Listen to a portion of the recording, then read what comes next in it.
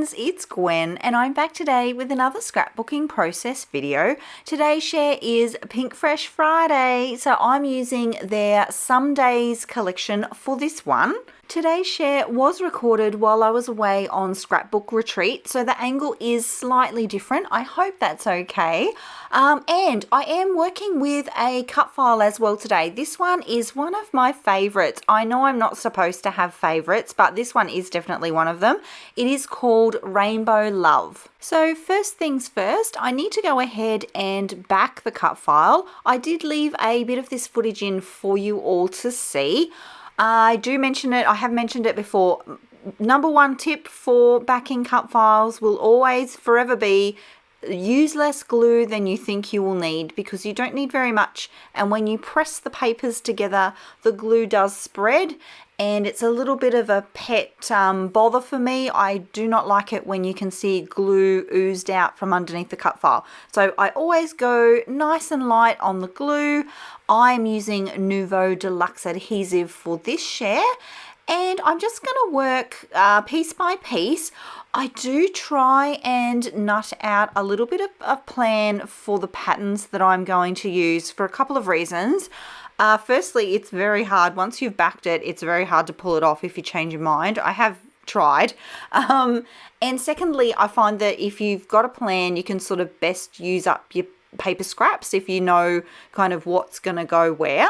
I'm going to go with, for this one, a mix of floral pattern papers. This layout ends up being quite a florally kind of design, and I love that about that. I love the Pink Fresh Studio florals. They're always so pretty. So it's nice to just use a bunch on a layout. So here I am just working section by section. I actually find this process really therapeutic. It's a great thing to do when you're on retreat as well, because there's not a lot of thinking involved. Once you sort of set a plan for what papers you're going to use, you can just chat away and back the file. The photo that I'm scrapbooking for this page is actually just a happy snap that we took on a random day.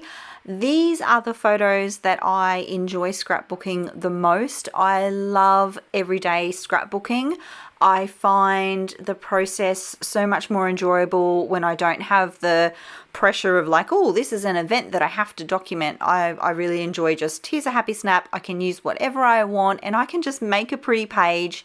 And do you know what? I love the idea that when Caitlin is looking through her albums in the future, that she's not just going to see pages about, you know, this is a birthday or this is an event. She's going to see just lots of little moments that make up her happy little life. Okay, so my cut file is now backed and I'm going to position it pretty centered on the page. I've got just a plain pink cardstock background and I've used the same pattern paper in the blue hearts. That's I've used on my border as well. So I've got that consistency happening there.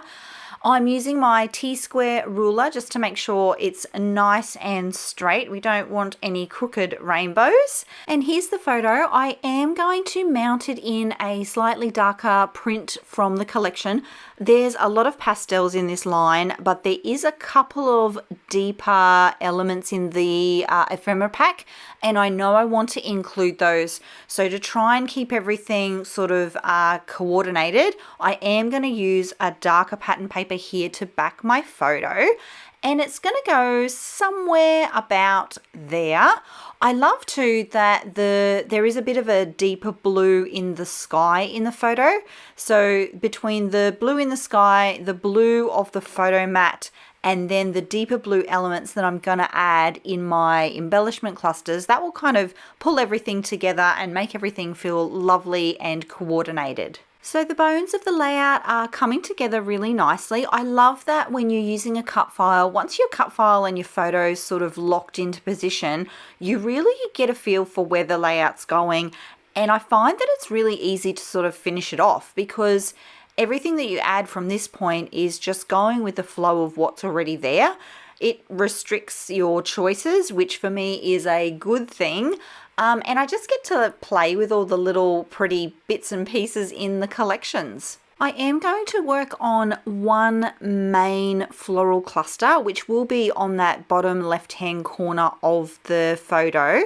I'll then balance that out with two smaller clusters. One is going to go in that sort of empty area above the photo, and then the second one will balance that out in the bottom right hand corner of the photo. So there will be a visual triangle for this layout. So if you were to draw a triangle between the 3 points of the embellishment clusters, the photo would fall in between those. But as I always do, I am going to focus on my flowing clusters. So if that's the first time you've heard me say flowing clusters, be sure to check out the other videos on my channel. It's where I talk about how the eye will flow across the page, so the flow of the layout embellishments rather than 3 static points of embellishments on a page. It's a really big part of my process, and it's what I'm really thinking about when I'm at this stage in a layout, when I'm trying to build these embellishment clusters. That's what's on my mind. I do try to work biggest elements to smallest elements because if I don't lock in some larger pieces first up, like at this point, they won't get onto the page. I'll run out of space and then I won't be able to use them. I also really like when embellishment clusters have layers. So it kind of makes sense to have a larger piece on the bottom layer, something medium sized in the middle part, and then smaller elements on top. I think they add really nice visual interest to a layout. You get that dimension without bulk. And yeah, I just find that those little layers kind of make it look more detailed than it probably really is, which I love. It's also at this point that I'm really thinking carefully about the colors of the embellishments that I'm using.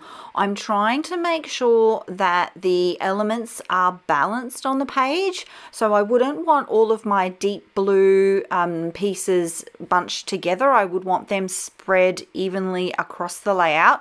And I'm also thinking about, as I was saying before, with the eye traveling across the page, I want to kind of use the colors to lead the eye, to help the eye know where it needs to go. So see those dark blue elements? See how there's 3 there? And there's one in each of the clusters. There's one in the top cluster, there's one in the cluster on the left, and then there's one in the bottom one. And that's not by accident. I work very hard to balance out elements and have them spread across the page.